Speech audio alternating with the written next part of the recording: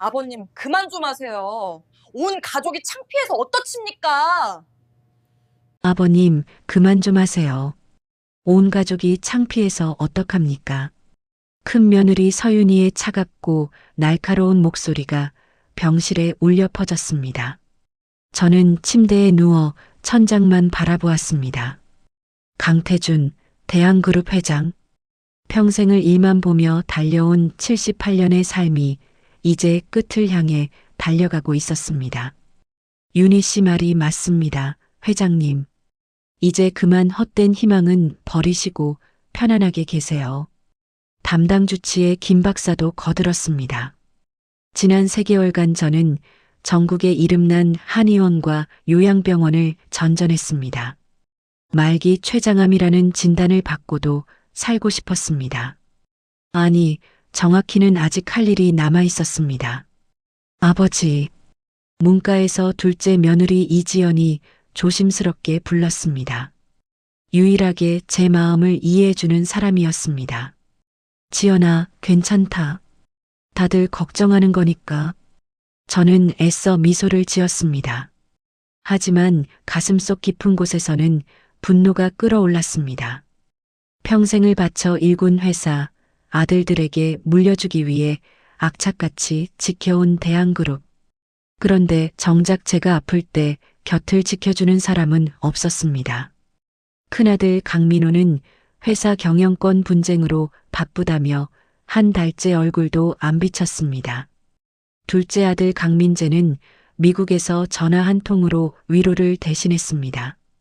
그나마 셋째 딸 강서희가 가끔 들렀지만 그 아이도 남편과 아이들 뒷바라지에 정신이 없었습니다. 회장님, 오늘도 검사 결과가 안 좋게 나왔습니다. 종양 표지자 수치가 계속 올라가고 있어서 김 박사가 차트를 보며 말했습니다. 저는 알고 있었습니다. 제 몸이 하루하루 약해지고 있다는 것을. 아침에 일어나면 온몸이 쑤시고 식사를 해도 맛을 느낄 수가 없었습니다.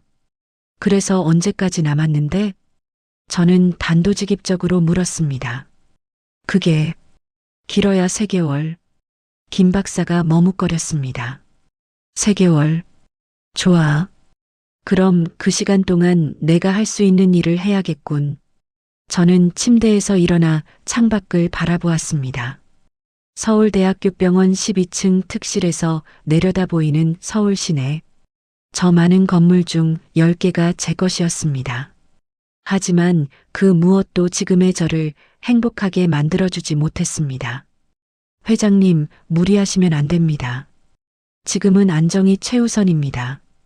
간호사가 걱정스럽게 말했지만 저는 이미 결심했습니다. 퇴원 준비해. 집으로 갈 거야. 네.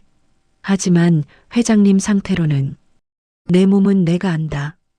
어차피 죽을 거 병원에서 죽나 집에서 죽나 무슨 차이가 있나?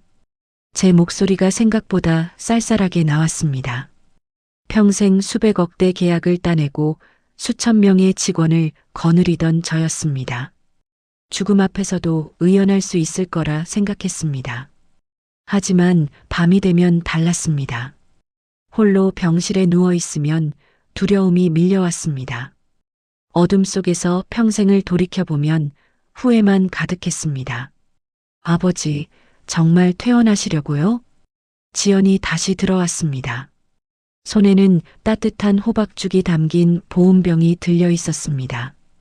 그래, 집이 그립구나. 압구정 본가로 가시려는 거죠? 아니, 평창동 별장으로 갈 거다. 조용한 곳에서 지내고 싶어. 평창동 별장은 30년 전 아내와 함께 지은 곳이었습니다. 아내 김혜숙이 세상을 떠난 후로는 한 번도 가지 않았던 곳입니다. 15년이 지났지만 아직도 그 집에는 아내의 흔적이 남아있을 것입니다. 아버지, 혹시 어머니 생각이 나시나요? 지연이 조심스럽게 물었습니다. 그래, 요즘 자꾸 생각이 나더구나. 그 사람이 마지막으로 했던 말이 뭔지 아나? 무슨 말씀을? 당신은 평생 돈만 쫓아 살았어요. 정작 중요한 건 놓치고 살았다고요. 그렇게 말하더구나. 저는 쓴웃음을 지었습니다. 아내가 맞았습니다. 저는 평생 성공만을 쫓아 달려왔습니다. 자식들과 제대로 놀아준 기억도 없었습니다. 명절에도 회사 일로 바빠서 가족들과 시간을 보내지 못했습니다. 그래도 아버지는 대한그룹을 일궈내셨잖아요. 수만 명의 직원들에게 일자리를 주셨고, 지연아, 그런 위로는 필요 없어. 나도 안다. 내가 실패한 아버지였다는 걸. 창밖으로 해가 지고 있었습니다. 겨울 해는 유난히 빨리 지는 것 같았습니다. 마치 제 인생처럼. 다음 날 아침 저는 강제 퇴원을 강행했습니다. 의료진의 만류에도 불구하고 평창동 별장으로 향했습니다. 비서실장 박성훈이 운전하는 차 안에서 저는 눈을 감았습니다. 회장님, 곧 도착합니다. 그래.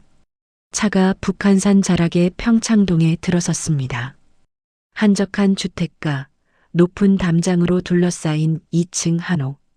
30년 전 아내와 함께 설계했던 집이 눈앞에 나타났습니다. 어머, 회장님. 대문을 열고 나온 것은 가정부 김순자 씨였습니다. 20년 넘게 이 집을 지켜온 분입니다. 순자 씨, 오랜만이네. 그동안 어디 계셨어요? 병원에 계시다는 소문만 들었지. 이제 여기서 좀 쉬려고.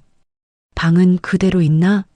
네, 부인 방도 그대로 두었습니다. 회장님 말씀대로 손대지 않았어요. 2층 안방으로 올라갔습니다. 문을 여는 순간 아내의 향수 냄새가 희미하게 느껴지는 것 같았습니다. 15년이 지났는데도 여전히 아내의 옷가지들이 옷장에 걸려 있었습니다. 침대에 누웠습니다. 아내와 함께 누웠던 그 자리, 눈물이 나려는 것을 간신히 참았습니다. 혜수가, 나 이제 가도 되겠지? 혼잣말이 방 안에 울렸습니다. 그날 밤 저는 오랜만에 깊은 잠에 빠졌습니다. 꿈속에서 젊은 시절의 아내를 만났습니다. 아내는 웃으며 제 손을 잡았습니다. 따뜻했습니다. 다음 날 아침 저는 일찍 일어나 마당으로 나갔습니다. 겨울 햇살이 따사로웠습니다.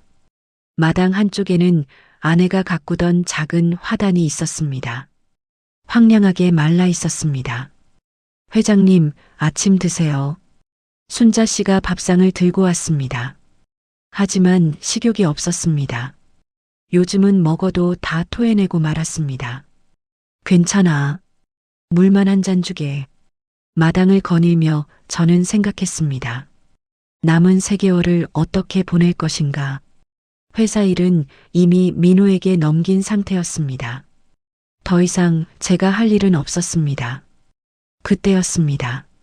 아저씨, 대문 밖에서 어린 목소리가 들렸습니다. 고개를 돌리니 대문 틈새로 작은 얼굴이 보였습니다. 누구냐? 저예요. 꽃 파는 아이. 대문을 열자 10살쯤 되어 보이는 소녀가 서 있었습니다. 손에는 작은 화분을 들고 있었습니다. 이게 뭐냐? 프리지어예요. 아저씨네 마당 화단이 너무 황량해서 제가 선물하려고요. 소녀의 눈망울이 반짝였습니다. 맑고 순수한 눈빛이었습니다. 얼마냐? 공짜예요. 아저씨, 아픈 거 다 나을 거예요. 제가 알아요. 그 순간 소녀가 제 손을 잡았습니다. 작고 따뜻한 손이었습니다. 이상하게도 그 손길이 가슴 깊은 곳까지 전해지는 것 같았습니다. 너, 누구냐? 저는 민지예요. 강민지. 소녀는 해맑게 웃으며 화분을 제 손에 쥐어주고는 뛰어갔습니다. 저는 멍하니 그 모습을 바라보았습니다. 손에 든 화분에서는 연보라색 프리지어가 향기를 내뿜고 있었습니다. 그날부터 소녀는 매일 찾아왔습니다. 일주일이 지났습니다. 민지는 약속이나 한 듯 매일 아침 9시에 찾아왔습니다. 회장님, 오늘은 이거 드세요. 소녀는 작은 보자기에 싼 무언가를 내밀었습니다. 풀어보니 따끈한 호떡이었습니다. 너 혼자 사니? 네, 할머니랑 같이 살아요. 할머니가 만들어주셨어요. 민지는 마당 한쪽에 앉아 화단을 가꾸기 시작했습니다. 작은 손으로 말라버린 흙을 파내고 새 흙을 채워 넣었습니다. 민지야, 너 학교는? 학교요? 전 학교 안 다녀요. 할머니가 집에서 가르쳐 주세요. 그래. 그럼 친구들은? 친구요? 꽃들이 제 친구예요. 저랑 얘기도 해요. 소녀의 말에 저는 쓴웃음을 지었습니다. 아이가 외로운 모양이었습니다. 회장님, 아파 보여요. 여기가 아프시죠? 민지가 갑자기 제 배를 가리켰습니다. 정확히 췌장이 있는 위치였습니다. 어떻게 알았니? 그냥 알아요. 빛깔이 달라요. 회장님 몸에서 어두운 빛이 나와요. 빛? 네. 사람들은 다 빛을 내요. 건강한 사람은 밝은 빛이 나오고 아픈 사람은 어두운 빛이 나와요. 회장님 배 쪽이 제일 어두워요. 저는 아이의 말을 믿지 않았습니다. 아마도 누군가에게 들었거나 우연히 맞춘 것이겠지요. 민지야, 그런 말 함부로 하는 거 아니야. 어른들이 오해할 수 있어. 하지만 진짜인걸요. 제가 만져드릴게요. 좀 나아지실 거예요.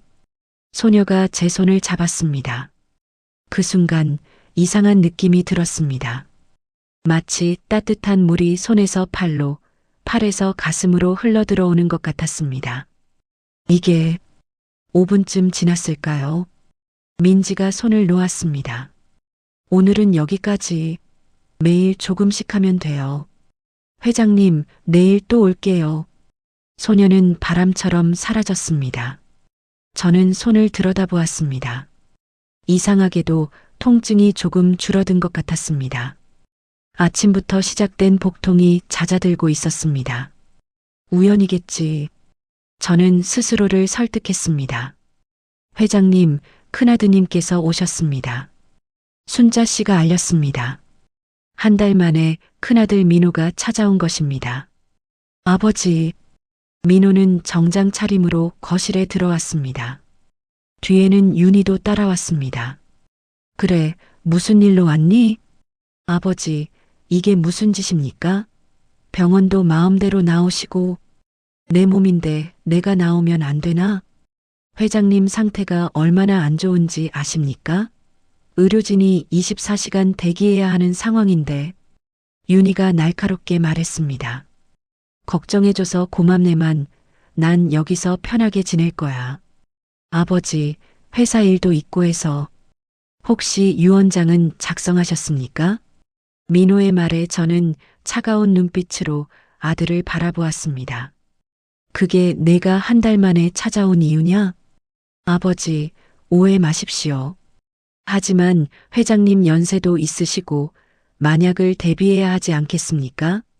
만약? 내가 죽기를 기다리는 거냐? 그런 게 아니라 나가라. 당장. 아버지, 나가라고 했다. 저는 자리에서 일어나 계단을 올라갔습니다. 뒤에서 윤희가 뭐라고 말했지만 듣고 싶지 않았습니다. 방에 들어와 문을 닫았습니다. 가슴이 답답했습니다. 평생을 바쳐 키운 아들이 저를 찾아온 이유가 재산 때문이라니. 그날 밤 저는 잠을 이룰 수 없었습니다. 복통도 다시 심해졌습니다. 진통제를 먹었지만 효과가 없었습니다. 새벽 4시 저는 마당으로 나갔습니다. 차가운 겨울 공기가 얼굴을 때렸습니다. 하늘을 올려다보니 별이 총총했습니다. 혜수가, 당신은 이럴 때 뭐라고 했지? 아내는 늘 제가 힘들 때 위로해주곤 했습니다. 여보, 괜찮아요.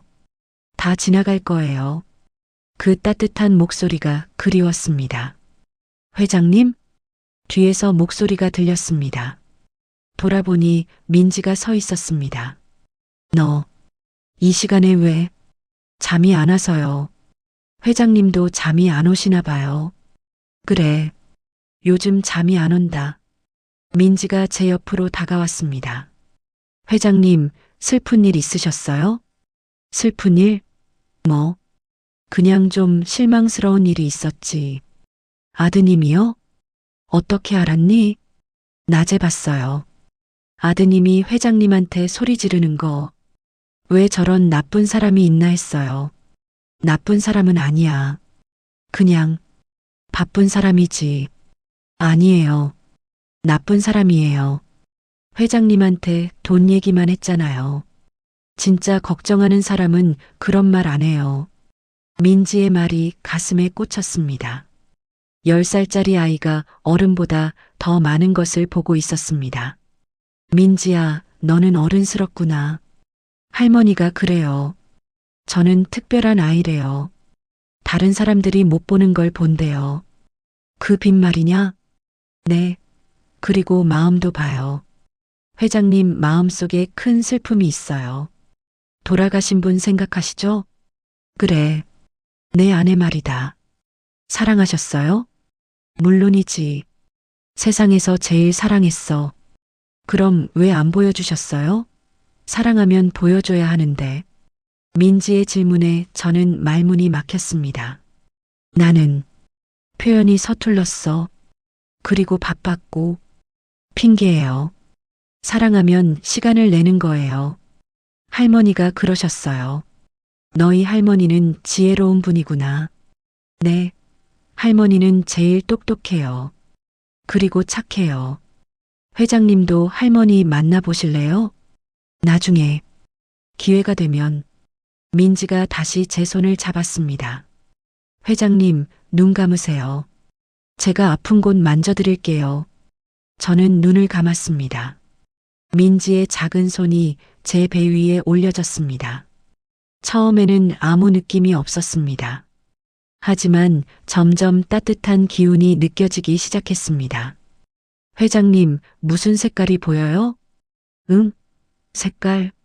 네. 눈 감으면 색깔이 보일 거예요.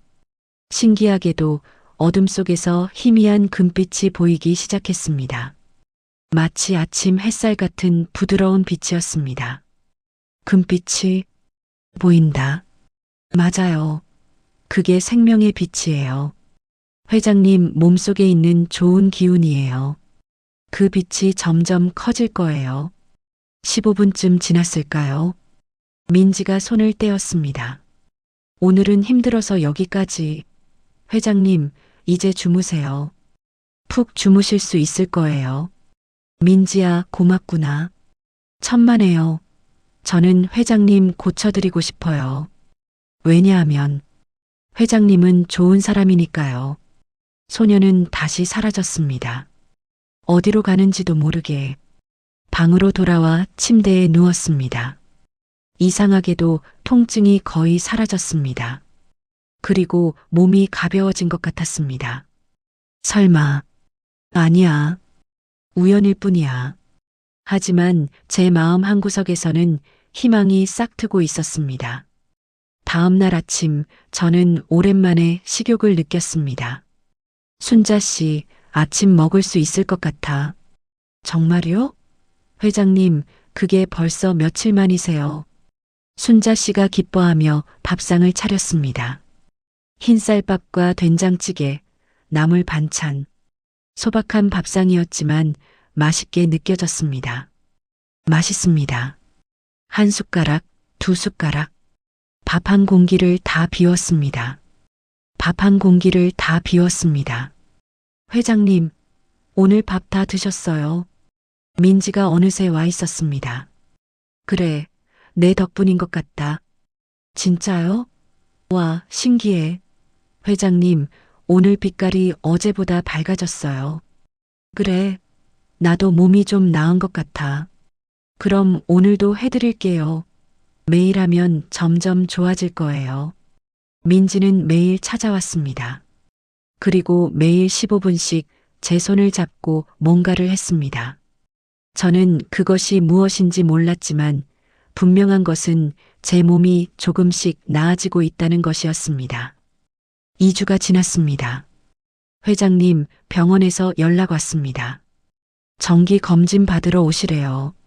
박성훈 비서실장이 전화를 받았습니다. 그래, 가봐야겠군. 서울대병원으로 갔습니다. 김 박사가 놀란 표호로 저를 맞았습니다. 회장님, 안색이 많이 좋아지셨네요. 그래, 몸도 좀 나은 것 같아. 검사부터 해보시죠. 각종 검사를 받았습니다. CT, MRI, 혈액 검사. 모든 검사가 끝나고 일주일 후 결과를 들으러 갔습니다. 회장님, 김 박사가 차트를 보며 고개를 갸웃거렸습니다. 왜 그러나? 이게 이상한데요. 종양 표지자 수치가 떨어졌습니다. 뭐, 그게 무슨 소리야? CA19-9 수치가 지난달에는 850이었는데 이번엔 620으로 떨어졌습니다. 그리고 CT상으로 종양 크기도 약간 줄어든 것 같고요. 그게 가능한 일인가? 말기 췌장암에서는 거의 불가능합니다. 특별히 하신 치료라도 있으십니까? 저는 민지를 떠올렸습니다. 하지만 그것을 어떻게 설명할 수 있겠습니까? 아니, 특별한 건 없네. 이상하네요. 혹시 한약이나 건강식품이라도? 아니야. 그냥 집에서 푹 쉬었을 뿐이야. 김 박사는 의아해했지만 더 묻지 않았습니다. 집으로 돌아오는 차 안에서 저는 생각에 잠겼습니다. 정말로 민지가 저를 치료하고 있는 것일까? 그것이 가능한 일일까? 집에 도착하자마자 민지가 뛰어왔습니다. 회장님, 오늘 병원 갔다 오셨죠? 좋아지셨어요? 그래. 의사가 놀라더구나. 그럼 제가 하는 게 효과 있는 거네요. 신난다. 민지는 방방 뛰며 좋아했습니다. 민지야, 너 정말로 나를 고칠 수 있니? 소녀가 제 눈을 똑바로 바라보았습니다. 네, 할 수 있어요. 할머니가 그러셨어요. 저한테는 특별한 힘이 있대요. 아픈 사람을 낫게 하는 힘. 그게 진짜냐? 진짜예요. 그런데 회장님, 왜? 완전히 낫게 하려면 시간이 좀 걸려요. 그리고 회장님 마음도 치료해야 해요. 내 마음? 네. 몸의 병은 마음의 병에서 와요. 회장님 마음속에 큰 상처가 있어요. 그것도 치료해야 몸이 완전히 나아요. 민지의 말에 저는 숙연해졌습니다. 아이의 눈빛이 너무나 진지했습니다. 그날 밤 저는 오랜만에 희망을 느꼈습니다. 어쩌면 살 수 있을지도 모른다는 희망. 그리고 그 희망의 중심에는 10살짜리 소녀가 있었습니다. 한 달이 더 지났습니다. 저는 눈에 띄게 건강해졌습니다. 회장님, 오늘은 산책 나가실까요? 순자 씨가 물었습니다.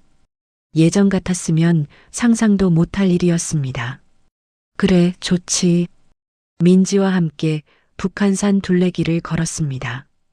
겨울이 끝나고 이른 봄이 오고 있었습니다. 매화꽃이 피기 시작했습니다. 회장님, 저기 봐요.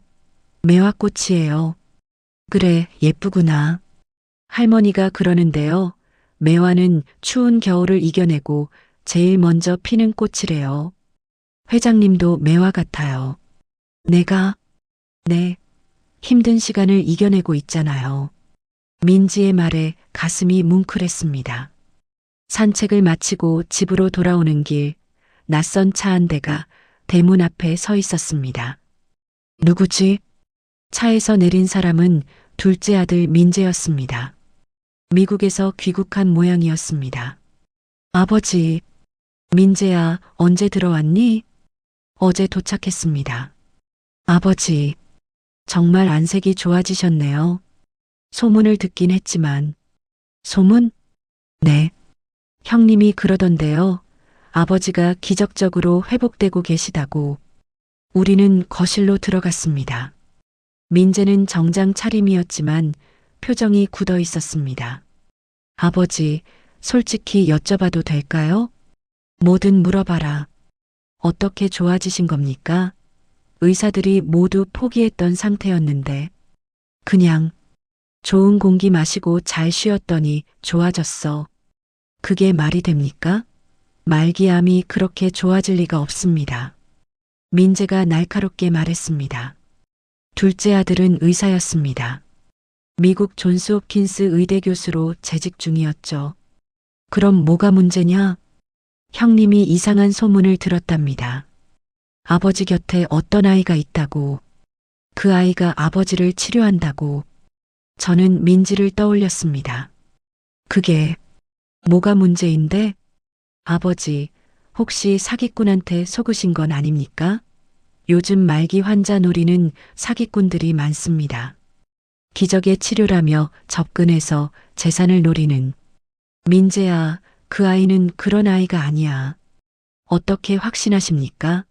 아버지, 지금 정상적인 판단을 하실 수 있는 상태가 아니십니다.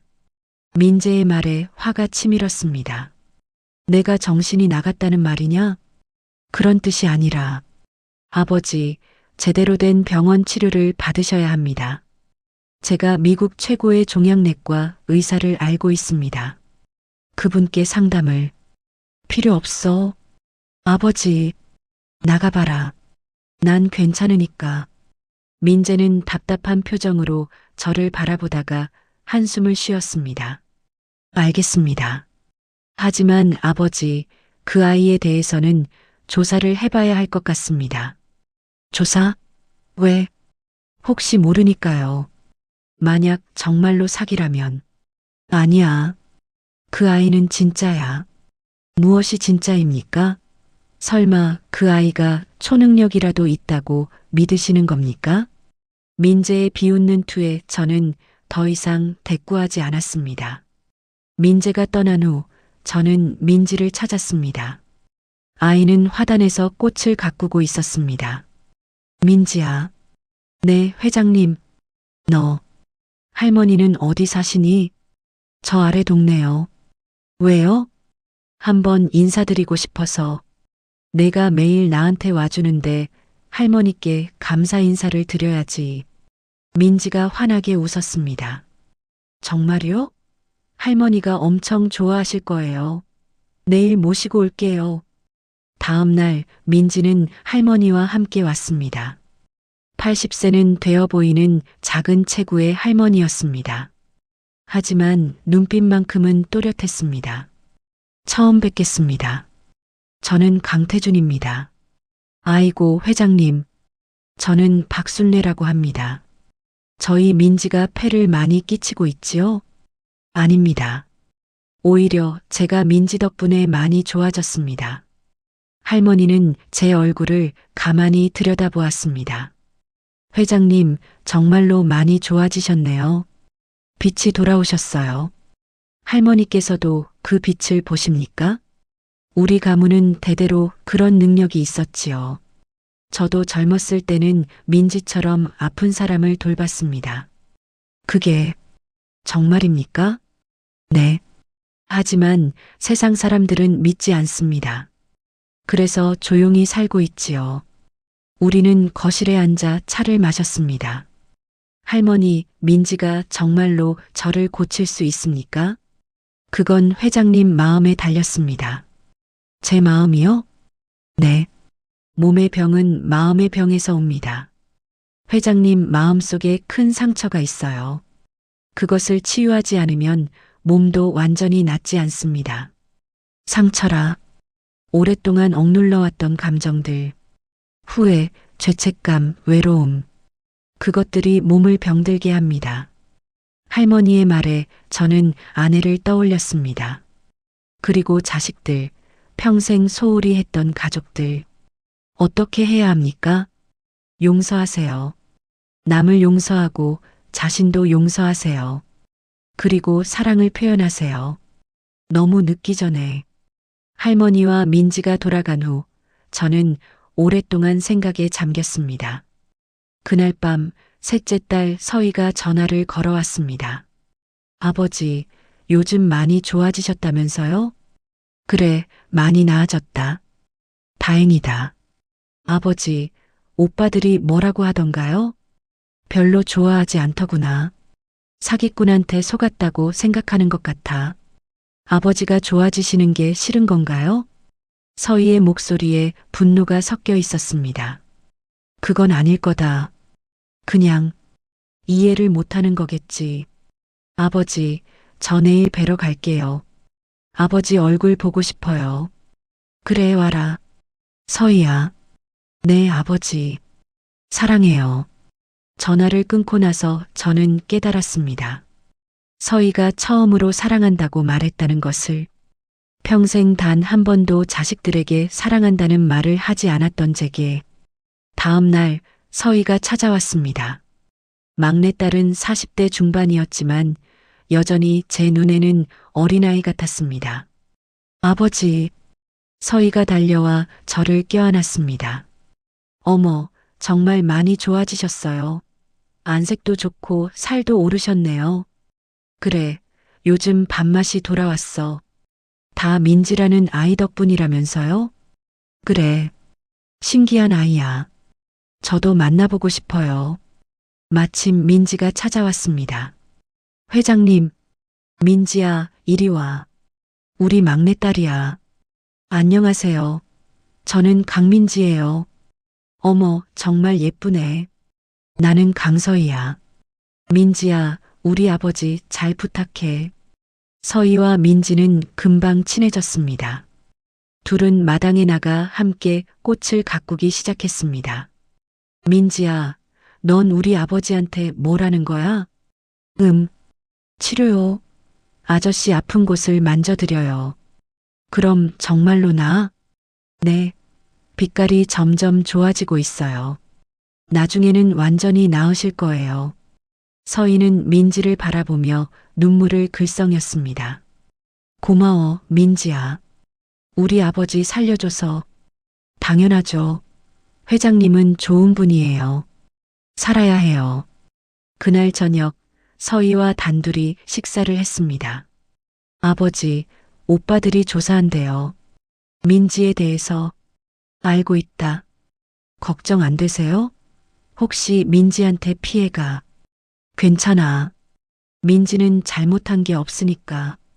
하지만 오빠들은 아버지 재산을 노리는 사기꾼이라고 생각하는 것 같아요. 내 재산은 내가 알아서 할 거야. 그리고 민지는 그런 아이가 아니야. 서희가 제 손을 잡았습니다. 아버지, 저는 믿어요. 민지가 아버지를 구할 거라고. 고맙구나, 서희야. 아버지, 그동안 말 못했는데 사실 어렸을 때 아버지가 무서웠어요. 항상 일만 하시고 우리한테는 관심이 없으신 것 같았어요. 오빠들만 챙기시고.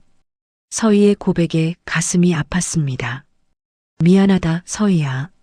내가 좋은 아버지가 아니었구나. 아니에요. 지금은 알아요. 아버지도 힘드셨다는 거. 그리고 우리를 사랑하셨다는 거. 서희야, 나 너희들한테 사랑한다는 말 한 번도 안 했지? 네. 미안하다. 그리고 사랑한다. 처음으로 딸에게 사랑한다고 말했습니다. 서희는 울음을 터뜨렸습니다. 저도 사랑해요, 아버지. 그날 밤 저는 오랜만에 평화로운 잠을 잤습니다. 하지만 다음 날 아침 폭풍이 몰아쳤습니다.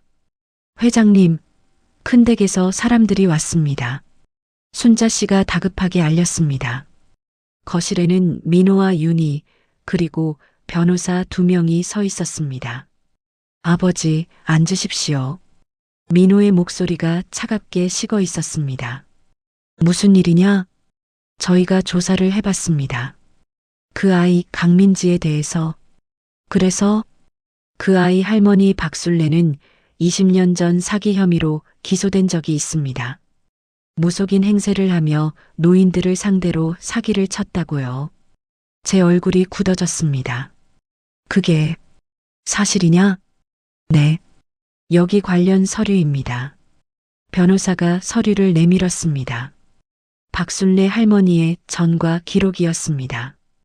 회장님, 지금이라도 그 아이와 관계를 끊으셔야 합니다. 만약 재산 피해라도 입으시면 재산?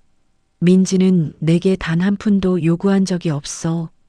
아직은 그렇겠죠. 하지만 시간이 지나면 나가, 당장 나가. 아버지, 나가라고 했다. 저는 자리에서 벌떡 일어났습니다. 하지만 갑자기 어지러움이 밀려왔습니다. 회장님, 순자 씨가 저를 부축했습니다. 아버지, 괜찮으세요? 서희가 달려왔습니다. 괜찮아. 그냥 좀 화가 나서. 민호와 윤희는 씁쓸한 표정으로 돌아갔습니다. 저는 방으로 올라가 침대에 누웠습니다. 마음이 복잡했습니다. 할머니가 정말로 사기꾼이었을까? 그렇다면 민지도? 하지만 제 몸은 분명히 좋아지고 있었습니다.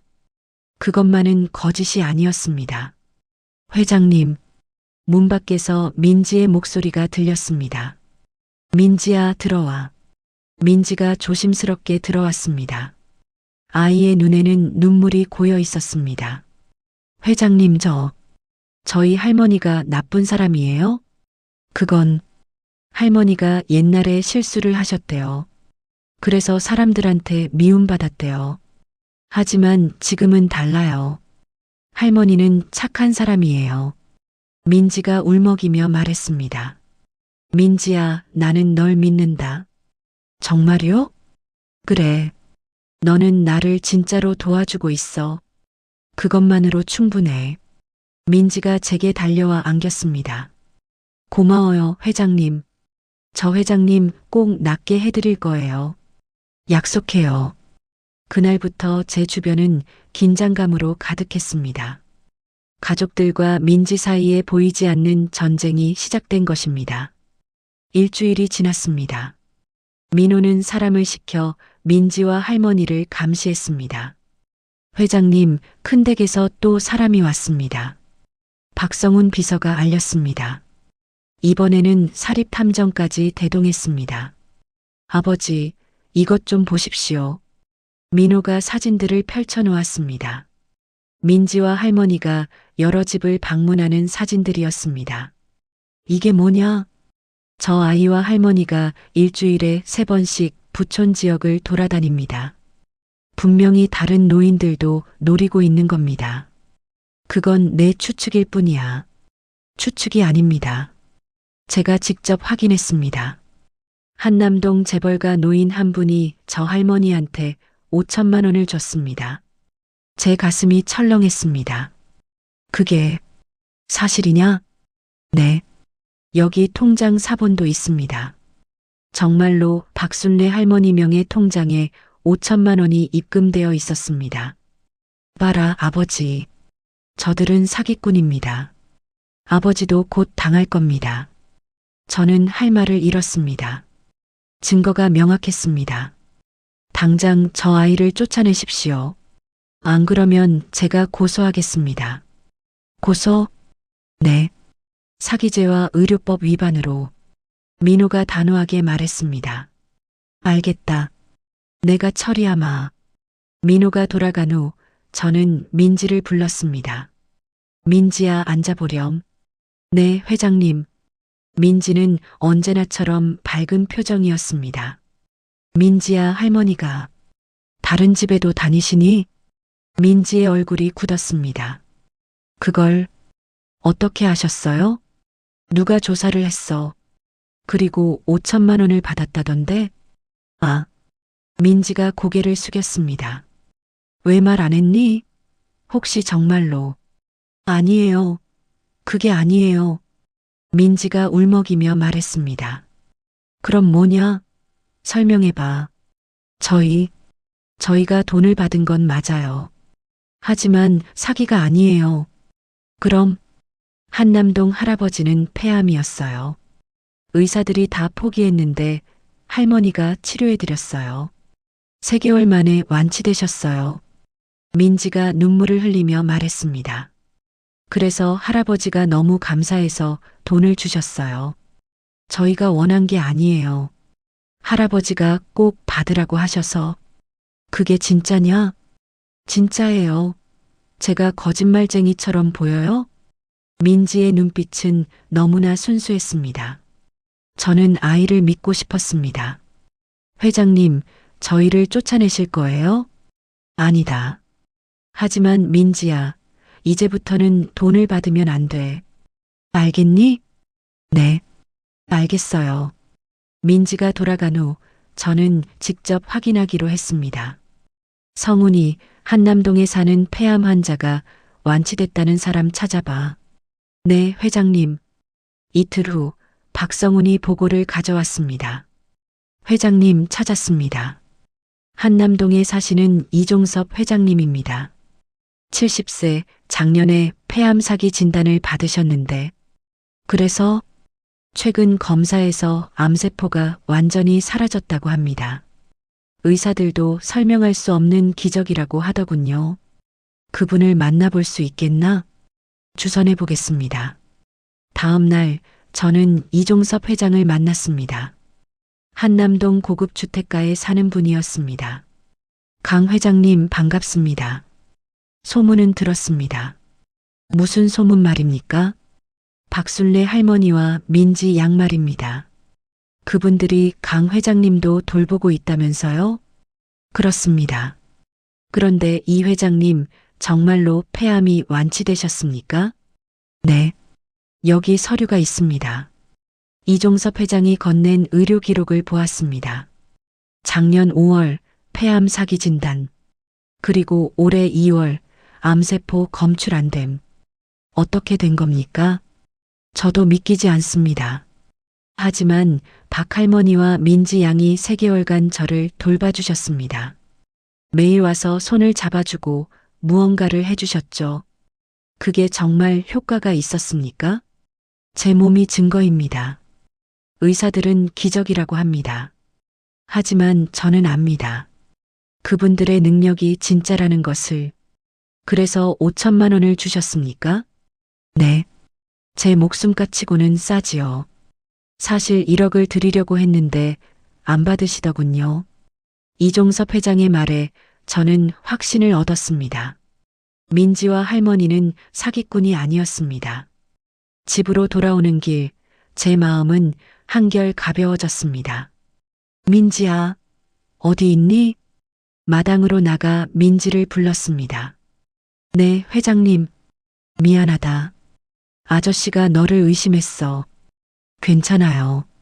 저도 이해해요. 저희 할머니가 옛날에 잘못한 게 있으니까. 할머니 과거에 대해 들려줄 수 있니? 민지가 잠시 망설이다가 말했습니다. 할머니는요, 옛날에 사람들을 많이 도와주셨대요. 아픈 사람들을 고쳐주시고, 그런데 어떤 나쁜 사람이 할머니 흉내를 내서 사기를 쳤대요. 그래서 사람들이 할머니도 사기꾼이라고 생각했대요. 경찰도 할머니를 잡아갔고요. 하지만 재판에서 무죄가 나왔어요. 할머니는 잘못한 게 없었거든요. 그랬구나. 하지만 사람들은 계속 할머니를 나쁘게 봤어요. 그래서 할머니는 조용히 숨어서 사셨대요. 그러다가 저를 낳은 엄마가 돌아가시고 민지의 목소리가 떨렸습니다. 너희 엄마가? 네. 엄마는 저 낳고 돌아가셨어요. 그래서 할머니가 저를 키우셨어요. 그리고 제게 능력을 가르쳐 주셨고요. 힘들었겠구나. 아니에요. 할머니가 있어서 행복했어요. 그리고 이제 회장님도 있으니까 더 행복해요. 민지가 환하게 웃었습니다. 그날 저녁 저는 가족회의를 소집했습니다. 민호, 민재, 서희 모두를 불렀습니다. 아버지, 무슨 일이십니까? 민호가 물었습니다. 오늘 중요한 발표를 하려고 한다. 저는 세 자녀를 둘러보았습니다. 민지와 박순례 할머니에 대한 조사는 이제 그만하거라. 네, 아버지, 그게 무슨... 내가 직접 확인했다. 저들은 사기꾼이 아니야. 진짜로 아픈 사람을 고치는 능력이 있어. 아버지, 정신 차리십시오. 그게 말이 됩니까? 민재가 반박했습니다. 말이 되든 안 되든 내 몸이 증거다. 나는 분명히 죽어가고 있었어. 하지만 지금은 살아있어. 그것만으로 충분하지 않나? 하지만 과학적으로. 과학이 다가 아니야, 민재야. 세상에는 과학으로 설명할 수 없는 것들이 있어. 민호와 민재는 고개를 저었습니다. 하지만 서희는 고개를 끄덕였습니다. 아버지 말씀이 맞아요. 저도 민지를 믿어요. 서희야, 오빠들, 아버지가 좋아지시는 게 중요한 거 아니에요? 방법이 뭐가 중요해요? 서희의 말에 민호가 한숨을 쉬었습니다. 알겠습니다. 하지만 아버지, 저들한테 재산을 넘기시는 일은 없으시겠죠? 걱정 마. 내 재산은 내가 알아서 한다. 그럼 됐습니다. 민호와 민재가 일어났습니다. 아버지, 몸조리 잘하십시오. 우리는 이만 가보겠습니다. 두 아들이 떠난 후 서희가 다가왔습니다. 아버지, 괜찮으세요? 그래, 괜찮아. 오빠들이 이해 못해도 저는 아버지 편이에요. 고맙다, 서희야. 그날 밤 민지가 다시 왔습니다. 회장님, 오늘 가족들한테 저희를 변호해 주셨다면서요? 너희를 믿으니까. 고마워요. 회장님, 민지야, 나한테 솔직하게 말해줄 수 있니? 네, 뭐든지요. 나 정말로 나을 수 있니? 민지가 제 눈을 똑바로 바라보았습니다. 네, 나으실 수 있어요. 하지만 회장님이 진심으로 살고 싶어야 해요. 살고 싶어? 물론이지. 아니에요. 회장님은 아직도 죽고 싶어 하세요. 마음 깊은 곳에서 민지의 말에 저는 움찔했습니다. 뭔 소리냐? 회장님은 부인 곁으로 가고 싶어 하세요. 외롭고 힘들어서. 그래서 몸도 병이 든 거예요. 그건. 하지만 이제는 달라요. 회장님 주변에 사랑하는 사람들이 생겼어요. 서희 아가씨도 있고, 저도 있고, 할머니도 있어요. 민지가 제 손을 잡았습니다. 회장님, 우리랑 함께 살아요. 약속해 주세요. 그래, 약속한다. 정말요? 거짓말 아니죠? 진짜야. 나는 살고 싶어. 너희들과 함께. 그 순간 제 마음속 무언가가 풀리는 느낌이 들었습니다. 평생 짊어지고 살았던 무거운 짐이 사라지는 것 같았습니다. 민지가 제 배에 손을 얹었습니다. 오늘은 특별히 오래 해드릴게요. 회장님이 약속해 주셔서 힘이 나요. 30분간 민지는 조용히 제 몸을 어루만졌습니다. 따뜻한 기운이 온몸으로 퍼져나갔습니다. 회장님, 빛이 훨씬 밝아졌어요. 이제 절반은 왔어요. 절반? 네. 완전히 나으시려면 앞으로 한 달 더 있으면 돼요.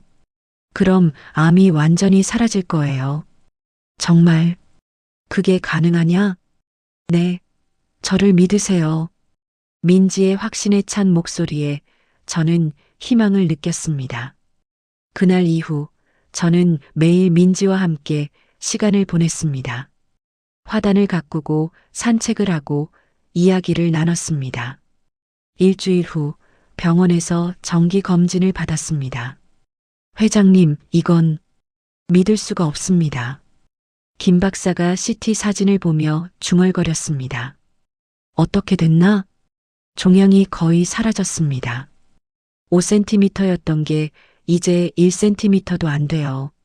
정말인가? 네. 그리고 종양 표지자 수치도 정상 범위로 돌아왔습니다. 이건 의학적으로 불가능한 일입니다. 김 박사는 믿기지 않는다는 표정이었습니다. 회장님, 대체 무슨 치료를 받으신 겁니까? 특별한 치료지. 저는 웃으며 대답했습니다. 집으로 돌아와 민지에게 달려갔습니다. 민지야, 민지야. 네, 회장님. 고맙다. 정말 고마워. 내가 날 살렸어. 저는 민지를 껴안았습니다. 눈물이 흘러내렸습니다. 회장님, 우시면 안 돼요. 기쁜 날인데 이건 기쁜 눈물이란다.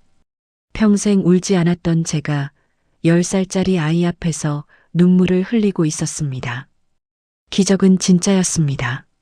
민지와 함께한 지 2달이 지났습니다. 회장님, 오늘 날씨 정말 좋죠?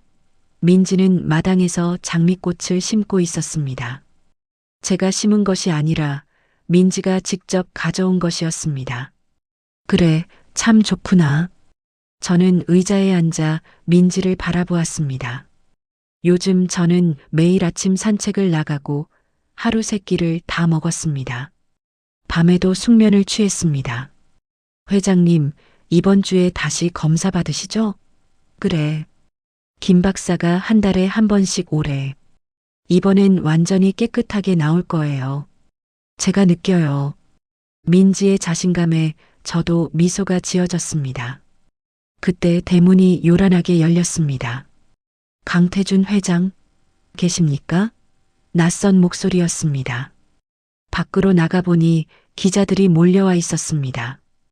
회장님, 말기암 환자가 기적적으로 회복했다는 소문이 사실입니까? 민지라는 소녀가 치료했다는데 사실인가요? 무속인 사기 전과가 있는 박술래 씨와 무슨 관계입니까? 플래시가 터졌습니다. 카메라들이 저를 향했습니다. 어떻게 된 거냐? 저는 박성훈을 돌아보았습니다. 죄송합니다, 회장님. 누군가 언론에 제보한 것 같습니다.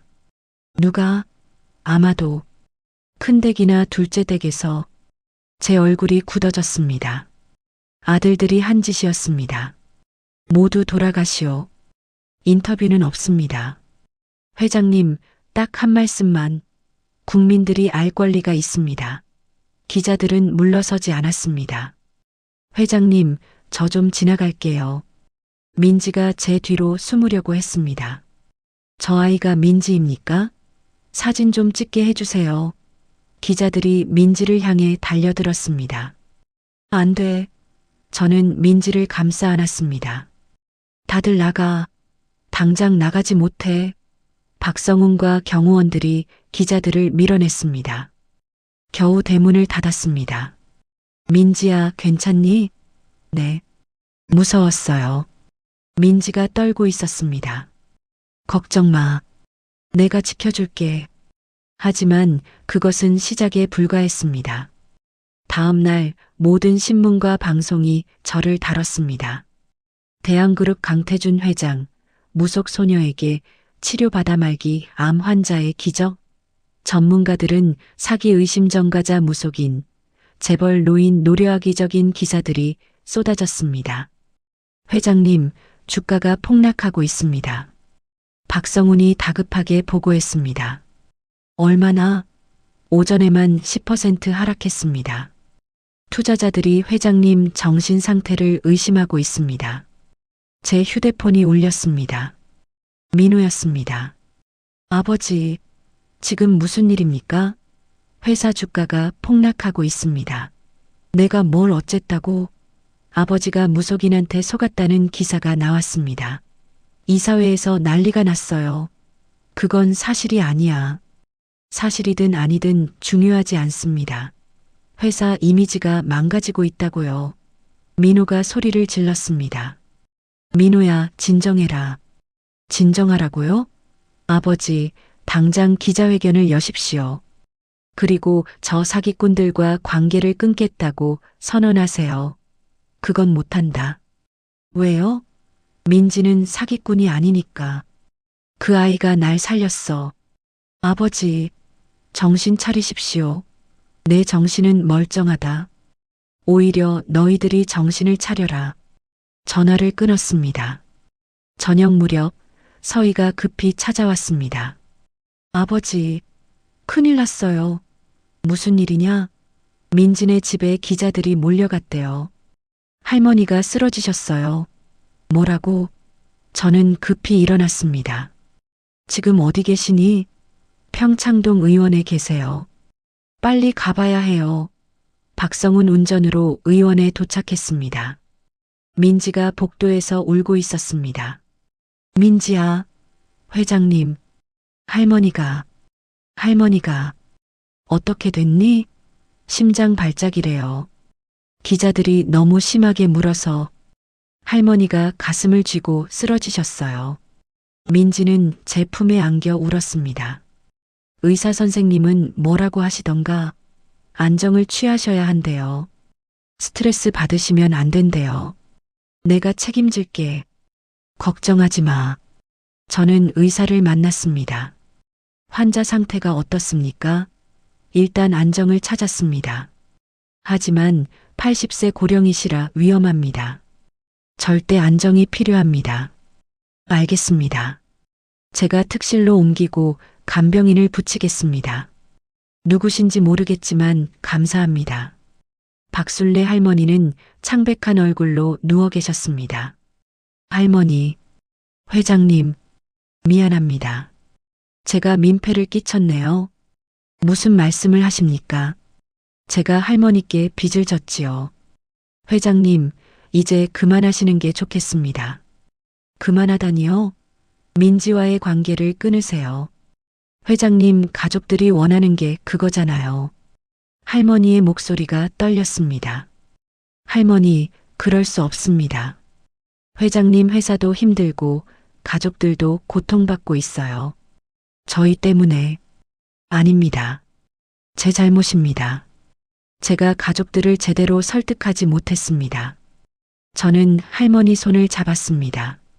할머니, 제발 포기하지 마세요. 민지도 저를 포기하지 않았잖습니까? 할머니 눈에서 눈물이 흘렀습니다. 회장님, 저도 끝까지 할머니와 민지를 지키겠습니다. 약속드립니다. 그날 밤 집으로 돌아왔을 때 민호와 민재가 기다리고 있었습니다. 아버지, 이제 결정하셔야 합니다. 민호가 단호하게 말했습니다. 무엇을? 저 사람들과 관계를 끊으실 건지 아니면 회사를 포기하실 건지. 무슨 소리냐? 이사회에서 긴급회의를 열었습니다. 아버지 회장직 해임 안건이 상정됐습니다. 뭐? 아버지가 정상적인 판단력을 잃었다는 거죠. 사기꾼한테 속아서 회사에 피해를 주고 있다고요.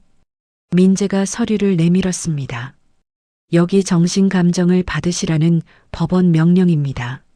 너희들이 이런 짓을 했느냐? 아버지를 위해서입니다. 지금 아버지는 정상이 아닙니다. 내가 정상이 아니라고? 제 목소리가 떨렸습니다. 분노가 치밀어 올랐습니다. 아버지, 우리는 아버지를 사랑합니다. 그래서 이렇게라도 정신을 차리게 해드리려는 겁니다. 사랑? 너희들이 뭘 알아? 너희들은 한 번도 날 사랑한 적이 없어. 아버지, 나가. 당장 나가. 저는 소리쳤습니다. 아버지, 내일까지 답을 주세요. 저 사람들을 끊으실 건지 아니면 회사를 잃으실 건지. 민호와 민재가 떠났습니다. 저는 주저앉았습니다. 온몸에서 힘이 빠졌습니다. 회장님, 서희가 다가왔습니다. 서희야, 나 잘못한 거냐? 아니에요, 아버지. 아버지는 잘못하신 게 없어요. 하지만 회사가, 가족들이, 아버지, 회사보다 아버지 생명이 더 중요해요. 오빠들은 그걸 모르는 거예요. 서희가 제 손을 잡았습니다. 아버지, 제가 도와드릴게요. 우리 같이 싸워요. 고맙다, 서희야. 그날 밤 저는 잠을 이룰 수 없었습니다. 창밖을 바라보며 생각에 잠겼습니다. 평생을 바쳐 일군 회사. 하지만 그 회사가 지금 저를 배신하고 있었습니다. 아들들도 저를 이해하지 못했습니다. 내가 뭘 위해 살았나? 절망이 밀려왔습니다. 새벽 3시 문 밖에서 소리가 났습니다. 회장님, 저예요. 민지예요. 문을 열자 민지가 서 있었습니다. 민지야, 이 시간에 왜? 할머니가 보내셨어요. 회장님이 힘들어 하실 거라고. 그래, 좀 힘들구나. 회장님, 제 손 잡으세요. 민지가 제 손을 잡았습니다. 따뜻한 기운이 전해졌습니다. 회장님, 포기하시면 안 돼요. 하지만 민지야, 회사를 잃을지도 몰라. 가족들도 날 떠날 거야. 그래도 회장님한테는 저랑 할머니가 있어요. 서희 아가씨도 있고요. 그게 충분할까? 충분해요. 진짜 사랑하는 사람 몇 명이면 돼요. 많은 사람한테 인정받는 것보다 중요해요. 민지의 말에 제 가슴이 뭉클해졌습니다. 민지야, 넌 어떻게 그렇게 어른스럽니? 할머니가 가르쳐 주셨어요. 세상에서 제일 중요한 건 사랑이래요. 민지가 제 배에 손을 얹었습니다. 회장님, 오늘 마지막으로 해드릴게요. 마지막? 네. 이제 회장님 다 나으셨어요. 내일 검사 받으시면 암이 완전히 사라진 걸 확인하실 거예요. 정말 그럴까? 네. 저를 믿으세요.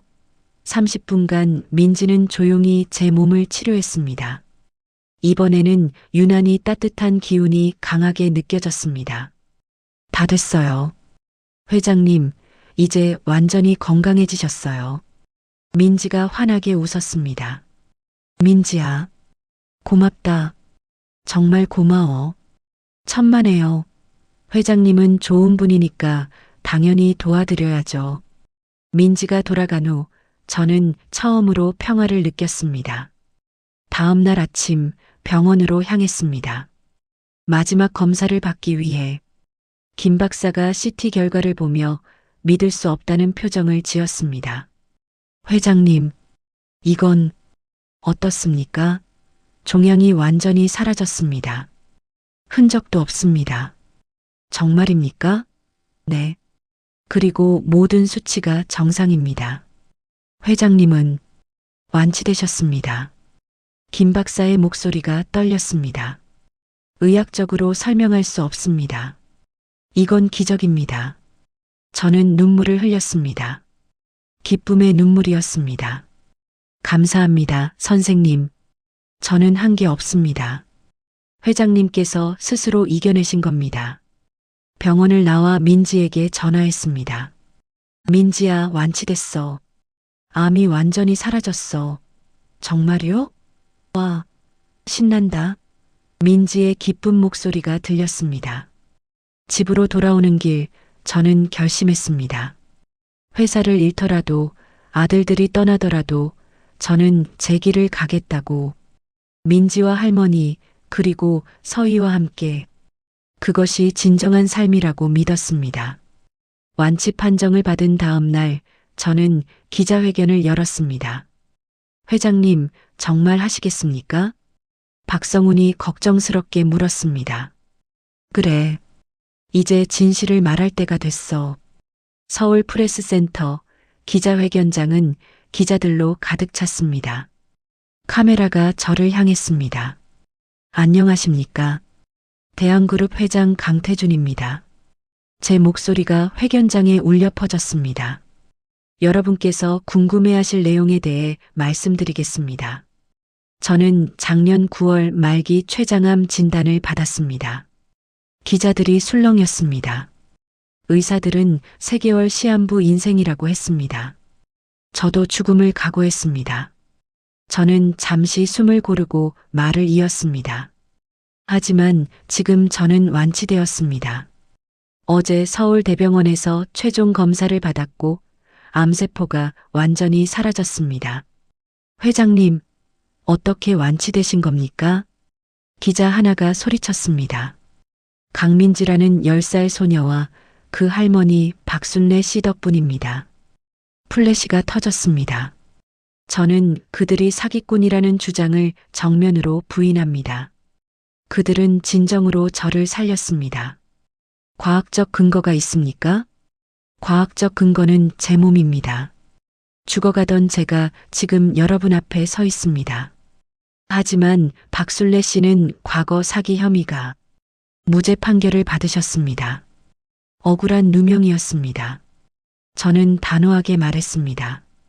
저는 오늘 이 자리에서 선언합니다.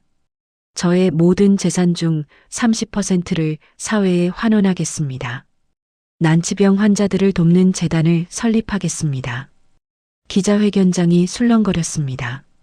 그리고 그 재단의 이사장은 박술래 할머니께서 맡아주시기를 부탁드렸습니다. 회장님, 가족들은 동의합니까? 제 결정입니다. 가족들의 동의는 필요 없습니다. 기자회견이 끝났습니다. 하지만 폭풍은 이제 시작이었습니다. 집으로 돌아오니 민호, 민재, 그리고 윤희가 기다리고 있었습니다. 아버지, 이게 무슨 짓입니까? 민호가 소리쳤습니다. 재산의 30%요? 그게 얼마인데요? 3조 원이 넘습니다. 내 돈이야. 내 마음대로 할 수 있어. 아버지 돈이 아닙니다. 우리 가족 돈입니다. 윤희가 날카롭게 말했습니다. 가족? 너희들이 언제 가족처럼 행동했나? 뭐라고요? 내가 죽어갈 때 곁에 있어준 사람이 누구냐? 너희들이냐? 아니야. 민지와 할머니였어. 저는 아들들을 똑바로 바라보았습니다. 그분들이 진정한 가족이야. 너희들은 그저 재산을 노리는 사람들이었어. 아버지, 민재가 벌떡 일어났습니다. 지금 정신이 있으십니까? 사기꾼들한테 속아서 3조를 날리시겠다고요? 사기꾼이 아니라고 했잖아. 증명할 수 있습니까? 그 소녀가 정말로 아버지를 치료했다는 걸. 내 몸이 증거야. 자연 치유일 수도 있습니다. 플라시보 효과일 수도 있고요. 민재가 의학적 용어를 들이대며 반박했습니다. 믿고 싶지 않은 거겠지. 너희들 생각과 다르니까. 아버지, 제발 정신 차리세요. 내 정신은 평생 이렇게 맑았던 적이 없어. 저는 침착하게 말했습니다. 너희들이 이해 못하는 것뿐이야. 돈이 전부가 아니라는 걸. 사랑이 더 중요하다는 걸. 사랑? 민호가 비웃었습니다. 그 사기꾼들이 아버지한테 사랑을 준다고요? 그들은 돈을 노리는 겁니다. 아니야. 그들은 단 한 푼도 요구한 적이 없어. 오히려 사양했어. 지금은 그렇겠죠. 하지만 나중에는 더 큰 걸 요구할 겁니다. 그럼 주면 돼. 내 목숨값이니까. 제 말에 민호와 민재는 말문이 막혔습니다. 아버지, 정말 그러실 겁니까? 그래. 이미 결정했어. 다음 주에 재단 설립 등기를 할 거야. 그럼 우리는 너희들한테도 충분히 남겨줄 거야. 걱정 마. 충분히가 아닙니다. 우리 몫입니다. 윤희가 소리쳤습니다. 너희 몫은 내가 정하는 거야. 법적으로도 그래. 저는 자리에서 일어났습니다. 이제 나가봐라. 할 얘기는 끝났어. 아버지, 나가. 세 사람이 떠난 후 서희가 다가왔습니다. 아버지, 괜찮으세요? 응, 괜찮아. 오빠들이 너무해요. 아버지가 살아나신 게 기쁜 게 아니라 돈 걱정만 하고. 이해한다. 그들도 나처럼 살았으니까. 저는 쓴웃음을 지었습니다. 나도 평생 돈만 쫓아 살았어. 아들들도 그렇게 배웠지. 하지만 이제는 달라지셨잖아요. 그래. 이제는 알겠어. 진짜 중요한 게 뭔지. 그날 저녁 민지와 할머니를 집으로 초대했습니다. 회장님, 오늘 기자회견 봤어요. 정말 감동적이었어요. 민지가 환하게 웃었습니다. 민지 덕분이야. 내가 아니었으면 난 여기 없었어. 회장님, 박술래 할머니가 조심스럽게 말을 꺼냈습니다. 재단 이사장 제안은 정말 감사하지만 제가 맡기엔 부담스럽습니다. 왜요, 할머니? 할머니만큼 적임자가 없는데요. 저는 배운 것도 없고 나이도 많습니다. 큰일을 감당할 수 없어요. 할머니, 학벌이나 경력이 중요한 게 아닙니다. 마음이 중요한 거죠. 저는 할머니 손을 잡았습니다. 할머니는 평생 아픈 사람을 돌보셨어요.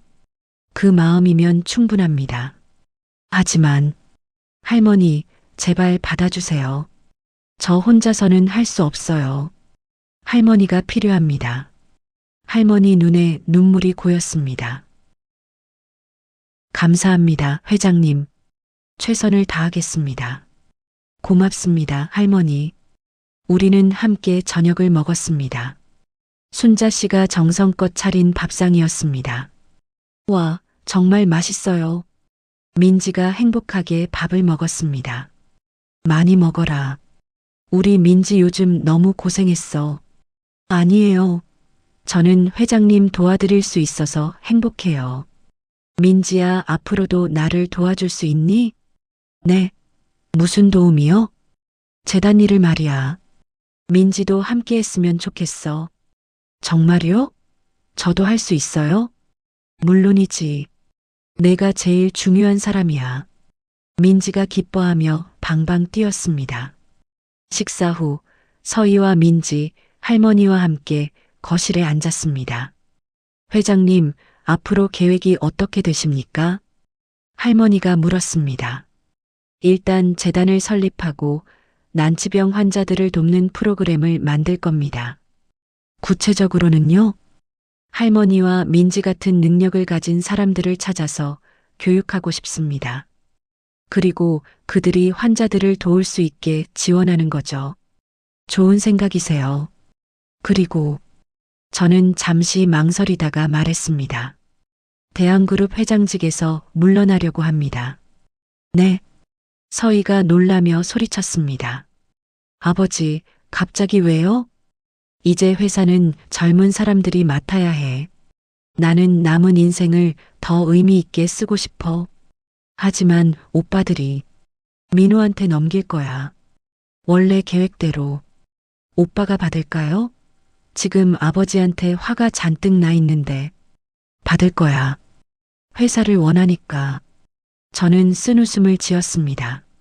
나도 그랬어. 회사를 위해 모든 걸 희생했지. 이제 민호도 그렇게 살겠지. 아버지, 괜찮아. 그게 민호 인생이야. 나는 이제 내 인생을 살고 싶어. 다음 날 저는 민호를 불렀습니다. 회장직을 내게 넘기겠다. 진심이십니까? 그래. 다음 주 이사회에서 공식 발표할 거야. 민호는 복잡한 표정을 지었습니다. 하지만 재단 설립권은 취소하지 않으실 거죠? 당연하지. 그건 이미 결정한 일이야. 알겠습니다. 민호야. 네. 회사만 보지 마라. 가끔은 주변을 둘러봐. 무슨 말씀이십니까? 윤희도 보고 아이들도 봐. 회사가 전부가 아니야. 민호는 대답하지 않았습니다. 나처럼 살지 마라. 후회하게 될 거야. 명심하겠습니다. 민호가 나간 후 저는 창밖을 바라보았습니다. 이제 곧 새로운 인생이 시작될 것입니다. 78세에 시작하는 두 번째 인생. 그날 밤 혼자 아내의 사진을 보았습니다. 혜수가 나 이제 내 말을 이해했어. 돈이 전부가 아니라는 거. 사랑이 더 중요하다는 거. 사진 속 아내가 미소 짓는 것 같았습니다. 미안해. 너한테 제대로 못해줘서 이제라도 바로잡을게. 눈물이 흘렀습니다. 하지만 이번에는 후회의 눈물이 아니었습니다. 희망의 눈물이었습니다. 일주일 후 이사회가 열렸습니다. 오늘 중대한 발표를 하겠습니다. 저는 이사들을 둘러보았습니다. 저는 대한그룹 회장직에서 물러나겠습니다. 후임 회장은 큰아들 강민호 부회장입니다. 이사들이 술렁거렸습니다. 그리고 제 개인 재산 30%로 생명나눔재단을 설립합니다. 난치병 환자들을 돕는 일을 할 것입니다. 회장님, 그건 한 이사가 반대 의견을 말하려 했습니다. 이미 결정된 사항입니다. 반대는 받지 않습니다. 저는 단호하게 말했습니다. 여러분, 오랜 세월 함께 해주셔서 감사했습니다. 이제 새로운 리더십 아래서 더욱 발전하시기 바랍니다. 회의가 끝나고 저는 회장실을 나왔습니다. 30년간 있었던 그 방. 이제 민호의 방이 될 것입니다. 회장님, 민지가 뛰어왔습니다. 회의 끝나셨어요? 그래. 이제 다 끝났어. 그럼 이제 재단 일만 하시는 거예요? 그래. 민지와 함께. 신난다. 우리 많은 사람들 도와줄 수 있겠네요. 민지의 밝은 웃음에 저도 미소가 지어졌습니다. 그래. 함께 많은 사람을 도우자. 새로운 시작이었습니다. 생명나눔재단 설립 기념식 날이 밝았습니다. 회장님, 준비 다 됐습니다. 박성훈이 알렸습니다. 평창동 별장 마당에 천막을 쳤습니다. 기자들과 관계자들이 모여들었습니다. 민지야, 긴장되니? 네. 조금요. 민지는 새 옷을 입고 있었습니다. 처음 입어보는 정장이었습니다. 괜찮아. 넌 잘할 수 있어. 오전 10시 행사가 시작되었습니다. 여러분, 안녕하십니까? 생명나눔재단 설립자 강태준입니다. 저는 마이크 앞에 섰습니다. 오늘 저는 여러분께 새로운 시작을 알립니다. 이 재단은 난치병으로 고통받는 분들께 희망을 드리고자 만들었습니다.